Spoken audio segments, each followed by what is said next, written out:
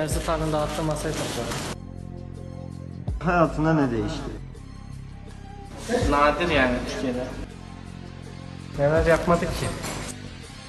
Her şey doğal. Tecrübe farkı var bir. Hocam arkadan konuşsun arkadaş, evde de konuşmayı öğrensin.